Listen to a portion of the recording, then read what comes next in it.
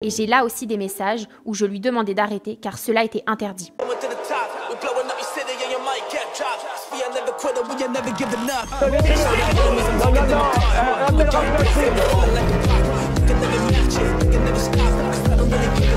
fumez, monsieur? Le football, il a changé. Oui, peut-être. Ouais, c'est Laurent Delahousse, bienvenue aujourd'hui messieurs dames pour une nouvelle vidéo, j'espère que tout le monde va bien. On se retrouve aujourd'hui pour un petit moment détente, un petit moment divertissant. Aujourd'hui il y a pas mal de croustillants, on part pour 20 minutes de divertissement. En tout cas, c'est l'engagement que je prends parce que c'est notre... Du coup, c'est mon projet. Avant de partir pour une nouvelle vidéo, c'est le moment de soutenir la chaîne et moi-même en mettant votre plus gros pouce bleu, votre meilleur commentaire.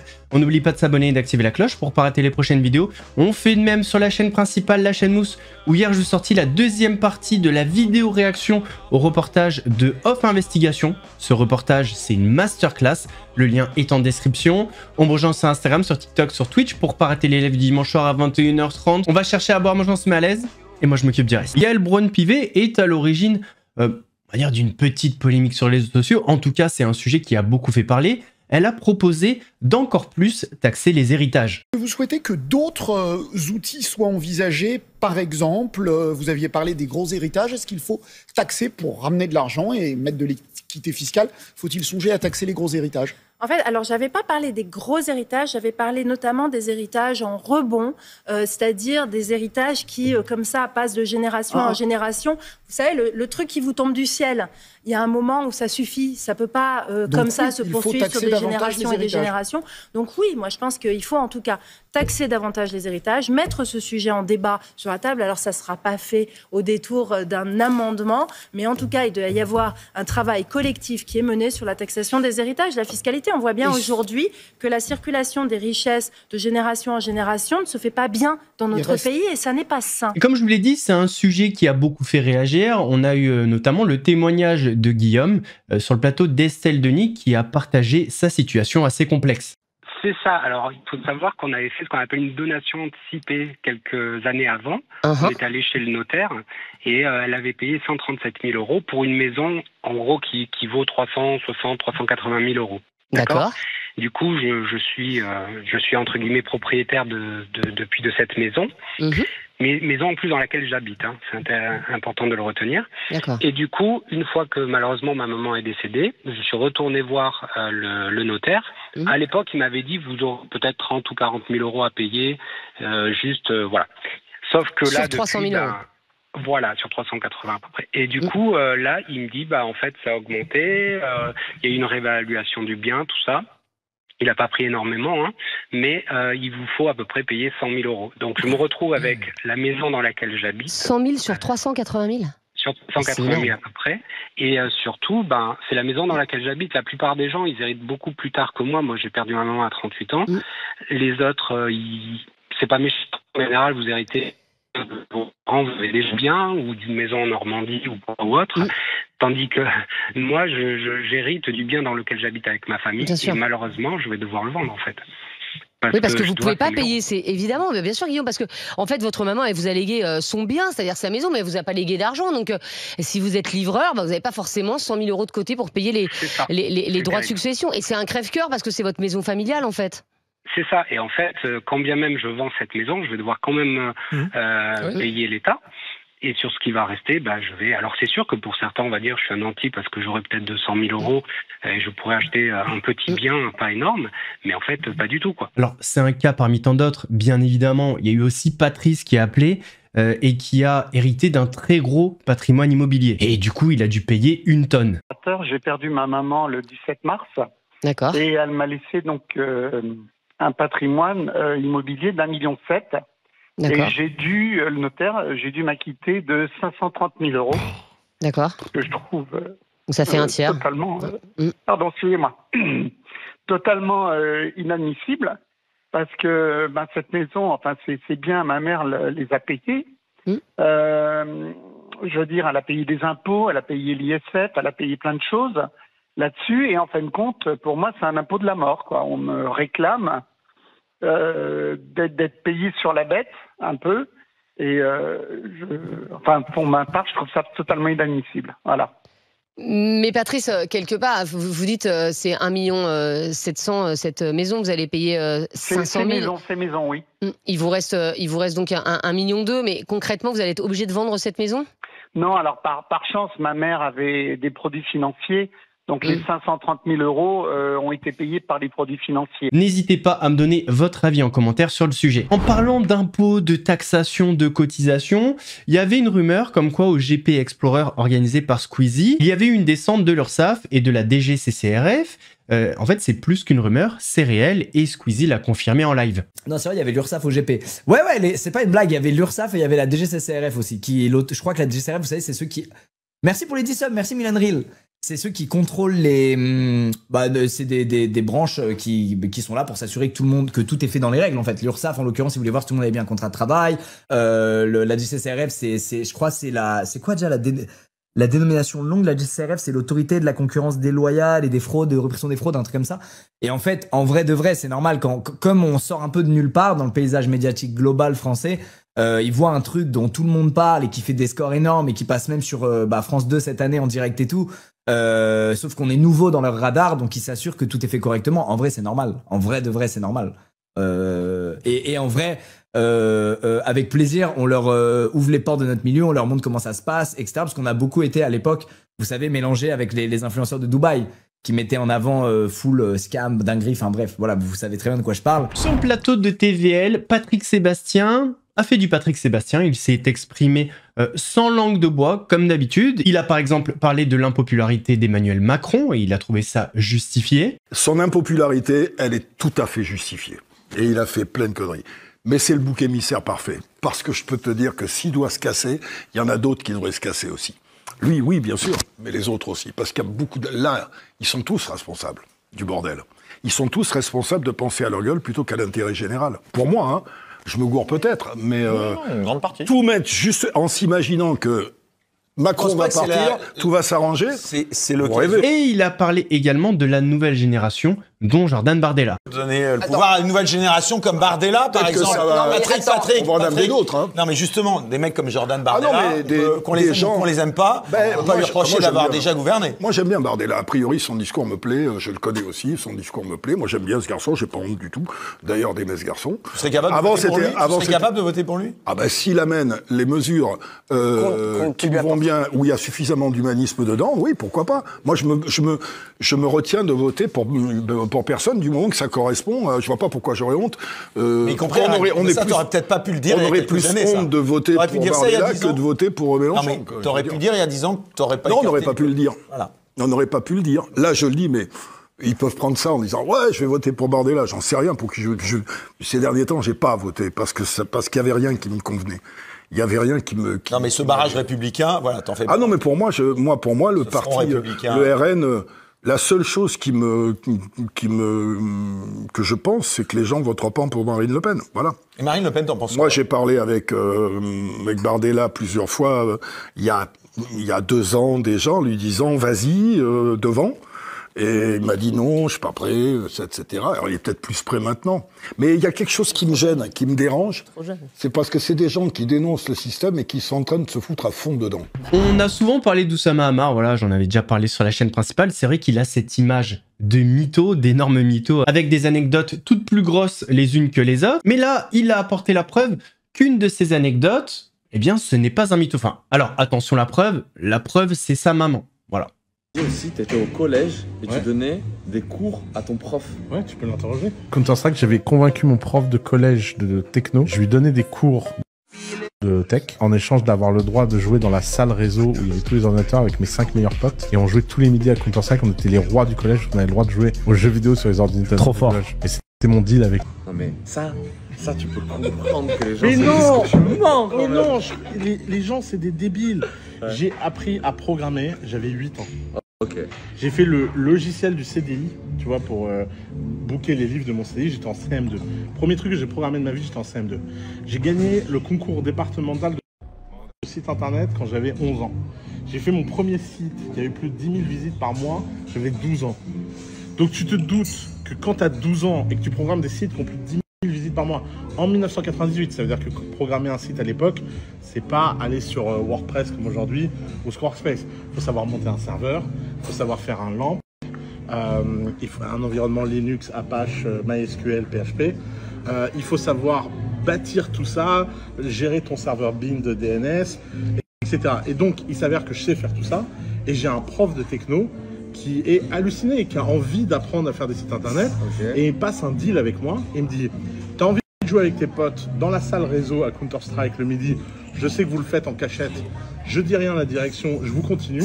En échange, 2 heures par semaine, tu t'assois avec moi. Vous êtes prêts? Et tu me donnes des cours d'informatique. Et c'est exactement ce qui s'est passé. Bon, hein, attends. Non, mais c'est bon, je te prends ta carte. Ah non, ça me casse les couilles. Ok. Allô? Maman? Oui, ma chérie. Alors, bonjour. Écoute, je suis en train de tourner une vidéo là. Et j'ai besoin que tu dises quelque chose. Est-ce que c'est vrai ou pas que je donnais des cours à mon prof de techno quand j'étais au collège? Ah oui, quand je te donne des cours. Raconte, pourquoi? Même la notion maître. Voilà. Merci maman. On a eu des nouvelles de l'affaire Nawel Madani. Le papa et le petit garçon, qui sont les victimes dans cette affaire, étaient sur le plateau de Samzira. Depuis que le papa est passé chez Samzira, j'ai l'impression que l'opinion publique a un petit peu changé. Les gens n'ont pas compris pourquoi il y allait, et surtout, ils ne l'ont pas trouvé convaincant. Je vous laisse regarder l'extrait et vous faites votre propre avis. Je vois un psychologue, je vois un psychiatre. Pareil, mes enfants, ils ont des rendez-vous. Très prochainement, il y a un rendez-vous qui arrive. Parce que j'arrive pas, surtout je peux vous dire, moi je ne dors pas le soir. Qu'est-ce que tu souhaites répondre aux personnes qui t'accusent de vouloir faire du buzz et potentiellement de gagner de l'argent sur le dos de Nawel Madani? Alors ça, vous verrez que mon avocat, c'est lui qui va s'en occuper. Lui, mon avocat va s'en occuper sur pas mal de choses, parce que il y a des choses qui, je vous dis la vérité, c'est inadmissible. Je suis désolé de recevoir ce genre de message. Ouais. Ah, je suis désolé, parce que ça fait du buzz ce qu'ils veulent. Ça, c'est leur problème. Moi, le plus important, mon problème, c'est la santé de mon fils. C'est le plus important. Après, les gens, ils ont qu'à faire ce qu'ils veulent. Ça regarde que eux. Même s'ils me voient dans la rue, ils me disent, ouais, pourquoi t'as pas répondu? Ça regarde que vous. C'est pas mon problème. Vous savez, je vais même vous dire un truc. C'est que là, il y a pas si longtemps que ça, je suis parti, avec mes enfants, parti manger. Après ce qui s'est passé, il y a une personne qui m'a vu dans la rue, en criant un peu plus fort. Et je vais rentrer chez moi, je vais regarder Jamel Comedy Club, et je vais mettre Nawel Madani. Ok. C'est pour me faire quoi? C'est pour que je me retourne, que je dois dire quelque chose? Oh, ça s'appelle de la provocation. Donc, je ne réponds pas à aucune provocation. Et surtout, il y a un truc qui est très important aussi. Vous voyez mon fils qui est là? J'ai entendu mon fils, il est autiste. C'est faux. Il n'est pas autiste. Ça, c'est une chose à retenir. Là, vous voyez pourquoi il bouge comme ça? C'est que ce qui s'est passé, là, à l'intérieur, ça bouge dans tous les sens. Ouais, bien sûr, mais quand bien même s'il avait été autiste, ça aurait pas changé l'histoire. Hein.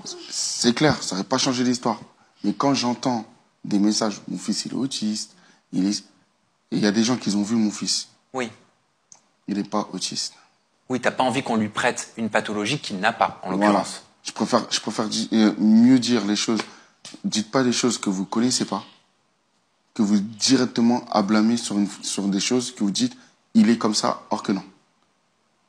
Vous voyez, je vais pas vous dire, je sais pas comment ils sont les autistes, mais malheureusement, il y a des mamans, il y a des papas qui ont des enfants autistes, ils savent très bien comment ça se passe. Vous voyez? Alors, faut pas tout de suite tout mélanger. Parce que c'est facile de tout mélanger, mais quand on vous ramène l'enfant en face de vous, vous allez dire, ah non, mais en fait, il est tout mignon. On en a parlé la dernière fois, Maeva Ghanem a été condamnée pour pratique commerciale trompeuse. Sauf que voilà, lorsqu'elle a fait pas mal de ses placements de produits, elle était encore chez Shawna Evans. Du coup, sur le plateau de Samzira, on a pu entendre la réaction de Magali Berda. La question qui lui est posée, c'est est-ce qu'elle a une part de responsabilité? Alors, vous vous doutez bien que quand on demande à Magali Berda si elle a une part de responsabilité dans quelque chose, si c'est dans de la réussite, elle va dire « Ah oui, une énorme part de responsabilité », mais si c'est dans des arnaques, etc., non, c'est jamais elle. On a posé la question également à son ancienne agence, donc au travers de Magali Berda. avec les questions suivantes. Les placements de produits faits par Maëva Guénam et pour lesquels elle a été condamnée sont-ils le fruit de votre collaboration passée ? Bah oui. Est-ce que c'était un contrat d'exclusivité ou est-ce qu'elle les faisait en parallèle de son côté ? C'est une bonne question, ça. Comment expliquez-vous le non-respect de la loi à travers les placements de produits de votre ancienne influenceuse ? Ou encore, ce non-respect de la loi est-il de la responsabilité de Maëva ou de votre agence ? Comme Maëva le dénonce, je vous propose de découvrir la réponse à ces questions de Magali Berda. Et c'est avec une petite voix qui n'est pas la sienne que nous l'avons illustrée. Écoutez. Bonjour, nous avons également été entendus et interrogés par la DGCCRF dans son dossier. Si nous ne sommes pas sur le banc des accusés, c'est qu'il y a une raison, c'est que nous avons fait les choses correctement à notre niveau. Je rappelle qu'elle a été condamnée pour plusieurs raisons, donc par exemple le hashtag sponsorisé qu'elle ne mettait pas. Or, chaque placement de notre côté était envoyé avec un brief et le hashtag sponsorisé. Il fallait juste faire un copier-coller en plus. Quand l'influenceur change délibérément un brief, l'agence n'est pas responsable non plus. Quand l'influenceur fait de la publicité pour sa copine injectrice alors qu'on lui dit que c'est illégal, il en va de sa responsabilité. C'est bien trop facile de toujours remettre la faute sur les autres. Il y a des enquêtes et des conclusions d'enquête qui font qu'elle est là et pas nous. Donc je vous laisse en faire vos conclusions et déductions. À ce jour, aucun de nos influenceurs n'a été condamné sur les placements de produits liés à notre agence. Et ça, c'est factuel. Et si c'est un placement de chez nous, aucun ne nous a mis la responsabilité sur le dos. Car tout simplement, nous avons pu justifier que notre travail a été correctement fait de notre côté. Et encore une fois, je rappelle que nous ne sommes pas les maîtres des réseaux sociaux des gens et que dans l'influence, l'influenceur, justement, doit être libre de son contenu, sinon ça le requalifie en contrat de mannequinat, ce qui est beaucoup plus pénalisant pour eux financièrement. Et ce n'est pas le même métier. Mannequin, tu récites et influenceur, tu as un brief d'inspiration, mais tu es libre de dire, pas dire et de l'adapter.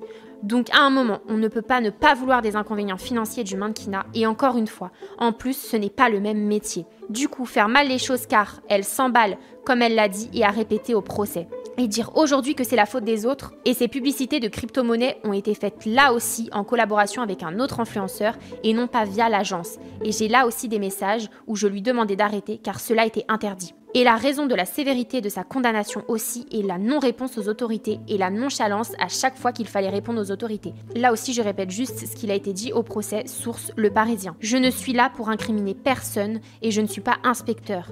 Mais je me dois de répondre uniquement aux attaques médiatiques, encore une fois, sans que les gens n'aient les tenants et les aboutissants.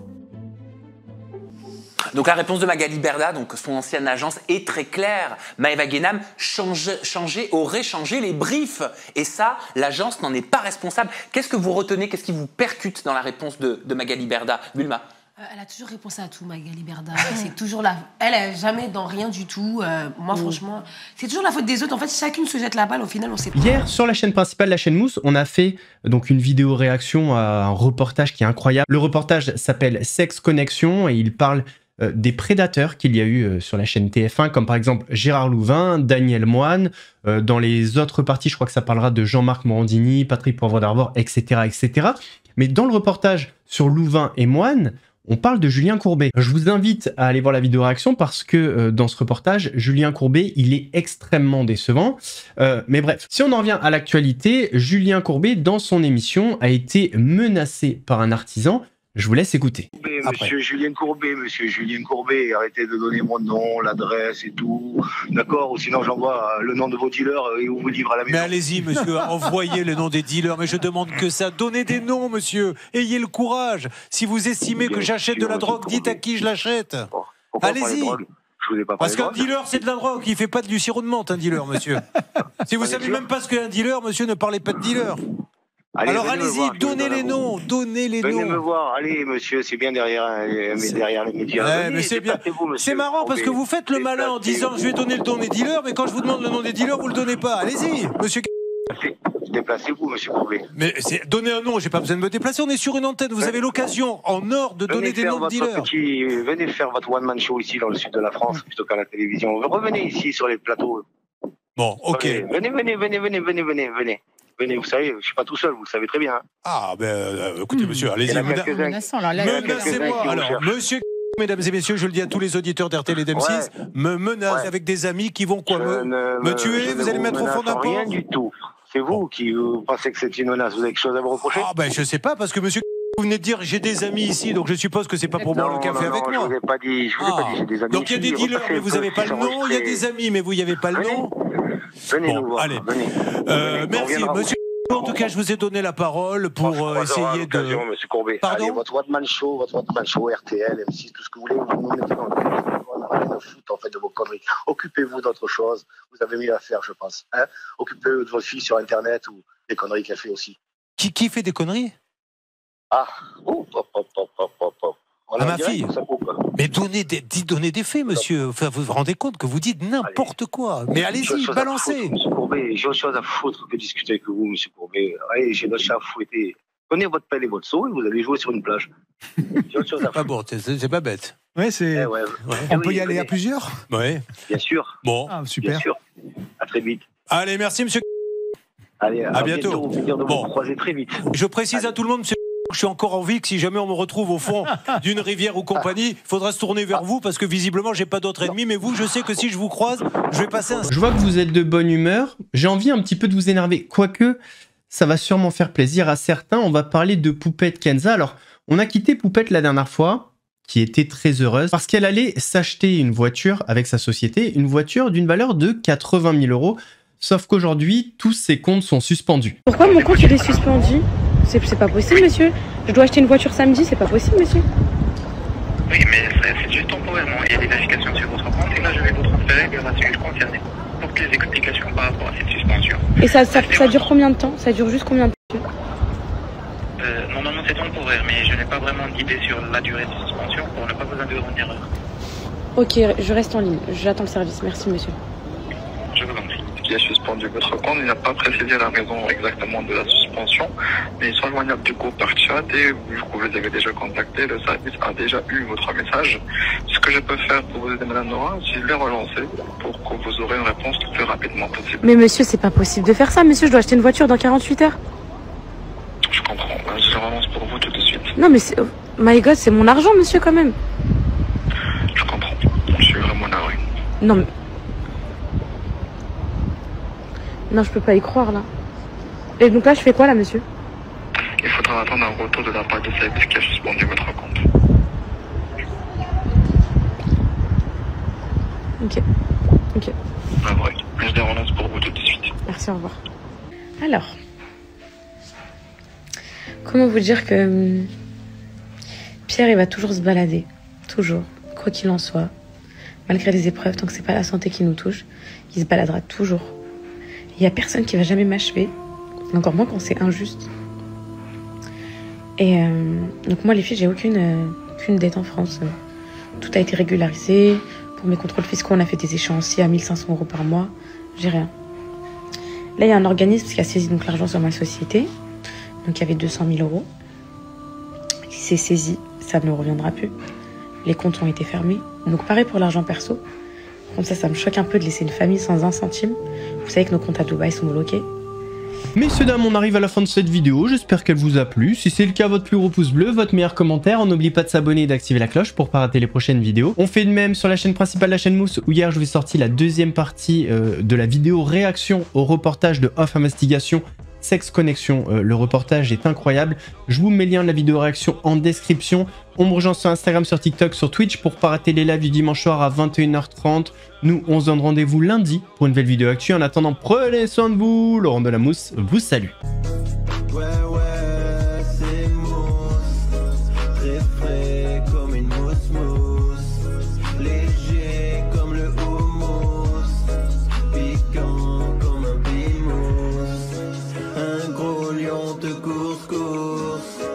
Tu cries, t'as la fausse, j'arrive.